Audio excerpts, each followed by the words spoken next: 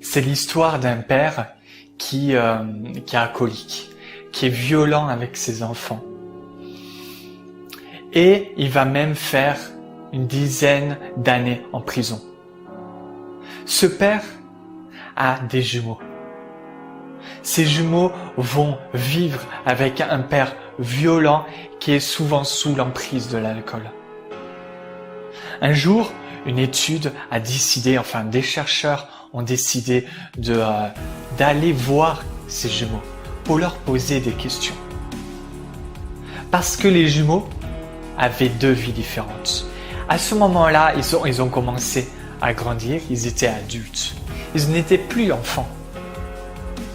Adultes, ces enfants ont eu la visite de ces chercheurs. Les chercheurs leur ont posé des questions. Et ce qui est complètement fascinant, c'est que les jumeaux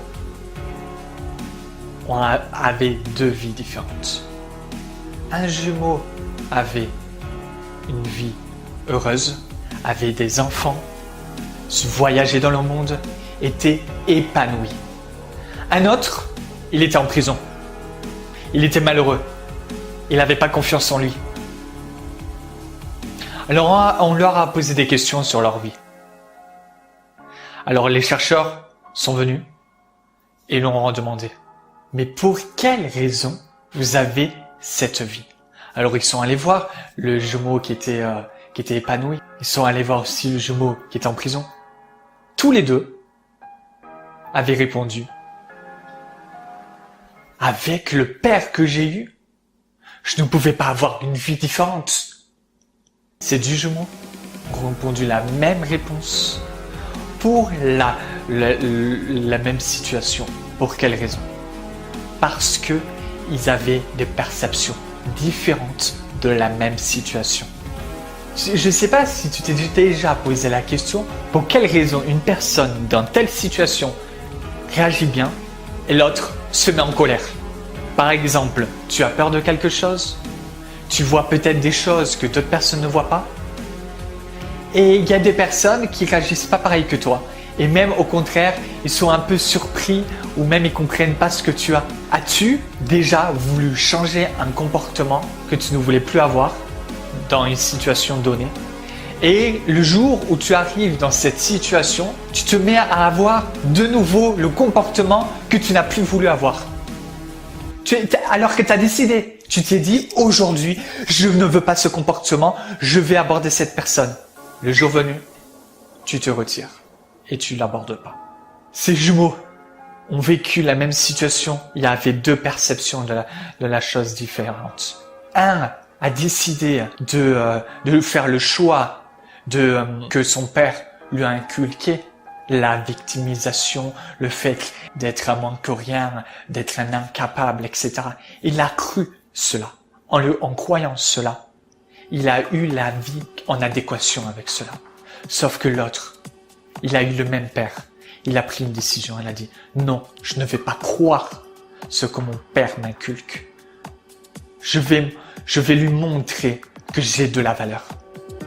Je vais lui montrer et je vais avoir une vie inspirante. » Aujourd'hui, nous allons parler de la notion de perception. C'est la base pour comprendre tes peurs. C'est la base pour vraiment comprendre qu'est-ce qui peut t'arriver en toi. La notion de perception, c'est vraiment le socle pour aller au cheminement, pour se libérer de ces peurs, pour comprendre ce qui se passe autour de toi. Nos réactions ne dépendent pas de la réalité. Sinon, la timidité ou la phobie sociale n'existerait pas. Les perceptions, chez l'humain, c'est un peu comme la carte du monde. On a tous une petite carte du monde et de par cette carte du monde, on va avoir tel ou tel comportement dans une situation. Une perception, c'est la faculté de voir certaines choses dans telle situation, d'avoir telle croyance dans telle situation. Par exemple, moi, quand je voulais aborder quelqu'un avant, tout de suite, je me disais, cette personne va me juger, je suis pas intéressant, etc.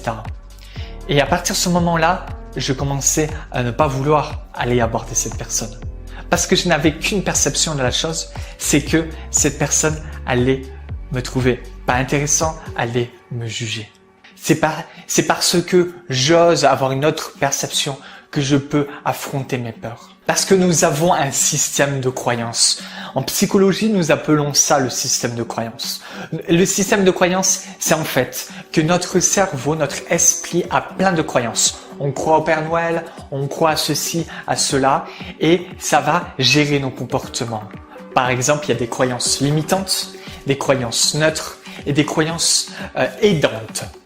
Les croyances limitantes, c'est ce qui va freiner notre potentiel. Et les croyances aidantes, c'est vraiment les croyances qui vont t'aider à aller vers les gens, qui vont t'aider à avoir une autre perception des choses. C'est pour cela que je vais t'aider à modifier certaines perceptions, certaines croyances pour pouvoir, toi, oser finalement avoir soit moins peur ou affronter tes peurs. Mais le pire dans tout ça, avant de te donner la cause et le pourquoi tu as tout ça et des solutions, des astuces, c'est que le pire, c'est que c'est même inconscient. C'est-à-dire, on peut même pas s'en rendre compte de tout ce qu'on a, des croyances qu'on a, de tous les jours, etc. Une croyance, c'est le fait d'être sûr et certain de la chose qu'on pense. On est sûr et certain. Ça veut dire que c'est comme ça. C'est-à-dire, on le croit, c'est comme ça. Personne n'en dérogera. Même si on me dit le contraire, je n'y crois pas. Mais on peut même t'apporter des preuves. On peut ne pas y croire, même avec les preuves. Une croyance, souvent limitante, c'est souvent ça. Elle est ancrée. Il n'y a que notre choix, notre décision qui fait qu'on peut modifier ces croyances. En psychologie, on montre qu'il y a le biais de confirmation. Le biais de confirmation, c'est le fait que ton esprit va trouver tout ce qui confirme ta croyance. Si tu te penses nul, tu vas te dire « mais oui, je suis nul ». La preuve, il y a quelques jours, j'ai fait ça. La preuve, hier, j'ai dit ça. La preuve, etc., etc. Par exemple, il y a l'histoire de cet homme. C'est une histoire fictive, c'est pas une vraie histoire, pas comme les jumeaux. Cette histoire, c'est l'histoire d'un homme. Il est à sa fenêtre. Et cet homme à la fenêtre, il jette du sable. Il y a un passant, il passe, il voit ça, il lui demande bonjour, il lui dit bonjour monsieur, mais pour quelle raison vous jetez du sable? Et cet homme lui répond c'est normal que je jette du sable, c'est pour les éléphants, c'est pour faire fuir les éléphants. Et l'autre lui répond mais on n'est pas dans une région où il y a des éléphants. Où vous avez vu des éléphants? Et l'autre qui lui répond c'est normal qu'il n'y ait pas d'éléphants. C'est grâce à ma poudre. Le mec, il s'est fait croire à lui-même son histoire bidon des éléphants dans une région où il n'y a pas d'éléphants. C'est spécial, hein, la psychologie. On se fait croire vraiment des trucs bizarres des fois. Maintenant, avant de te donner des solutions, on peut comprendre pourquoi en fait. On peut se demander pour quelles raisons on a tout cela. Ok, on a des croyances, d'accord, ça modifie notre vie, mais pour quelles raisons on a tout cela en fait?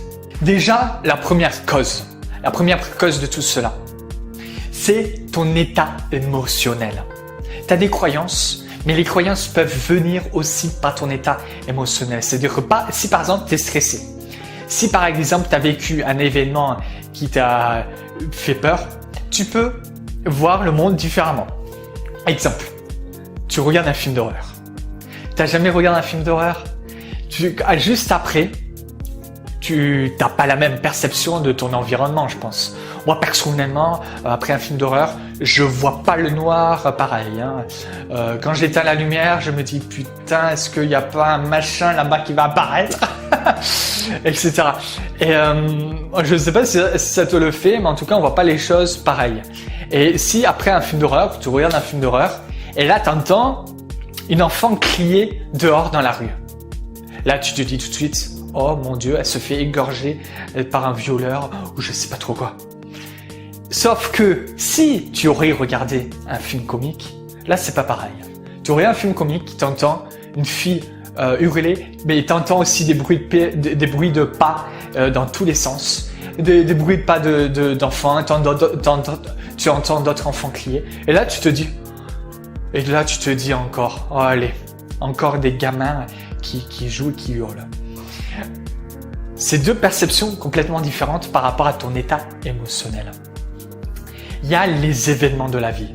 Les événements en deuxième lieu, c'est le fait que les événements peuvent modifier ta perception des choses. Si par exemple tu as eu un événement qui t'a marqué ou tu as eu peur ou qui était très positif, tous ces événements peuvent modifier ta perception des choses. Imagine, par exemple, je me rencontre un barbu, et si enfant ce barbu, il m'a critiqué, il a dit des choses pas bien sur moi et j'ai pas apprécié.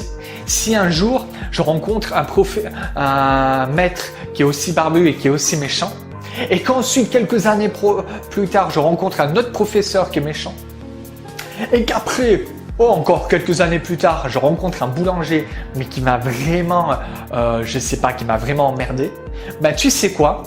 Je vais me dire, les barbus, c'est des pas commodes. C'est des gens, je les aime pas les barbus.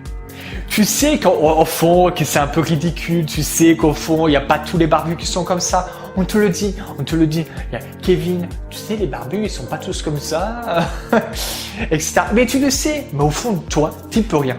Alors bien entendu, c'est un exemple, j'ai rien contre les barbus.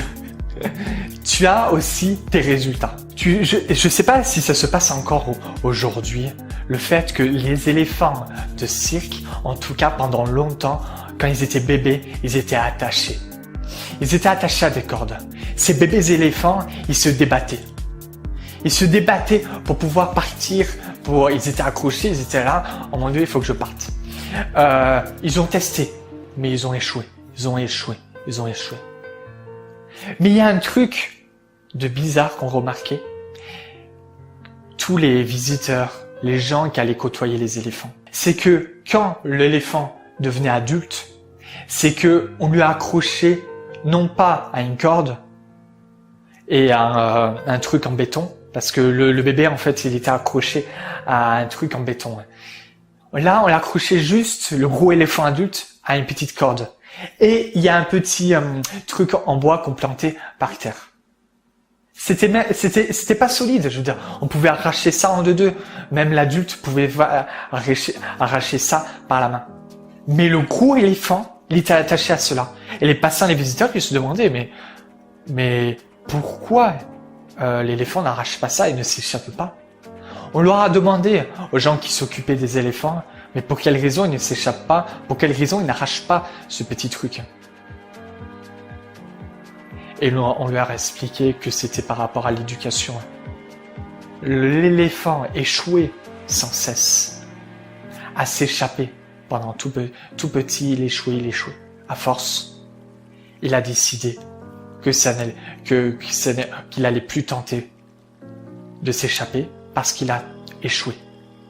C'est peut-être même pas conscient pour l'éléphant. Il ne sait peut-être même pas qu'il a cela. Mais en tout cas, il teste pas. Il s'échappe plus. Il a essayé. Il va plus tenter. Pendant toute sa vie, il va rester accroché à un petit bâton. Et finalement, l'échec, nos résultats dans la vie ont influencé notre perception de ce qu'on fait. Alors tu as l'état émotionnel, tu as les événements et aussi les événements de la vie, ce que tu as vécu dans la vie tous les jours. Et dans les événements, tu as aussi tes résultats, les échecs que tu as eus, etc. Ensuite, au-delà de l'environnement, de tes résultats, des événements que tu as vécus, tu as aussi le fait des prédispositions. C'est-à-dire que si tu es timide, c'est vrai qu'on a remarqué que les timides ou les phobiques sociaux, ceux qui ont timidité x10, ils ont à la naissance quelques prédispositions pour avoir un peu plus peur de certaines choses, des gens, etc. Même si c'est encore modifiable. Ça veut dire que même si on a... Par exemple, moi je suis né, avant j'étais phobique sociaux avec une timidité x10 extrême, mais je sais qu'à ma naissance, je suis né un peu plus sensible que la moyenne. Ce qui fait que j'étais sensible au fait qu'on m'agresse, qu'on se moque de moi, qu'on me critique, et je me suis un peu plus retiré, j'ai commencé à me sentir beaucoup moins capable, beaucoup moins intéressant, et j'ai commencé à ne plus oser voir quoi que ce soit parce que j'étais né un peu plus sensible que la moyenne.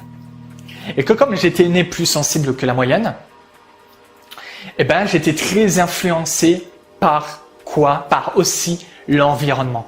L'environnement qui est aussi la cause de nos croyances.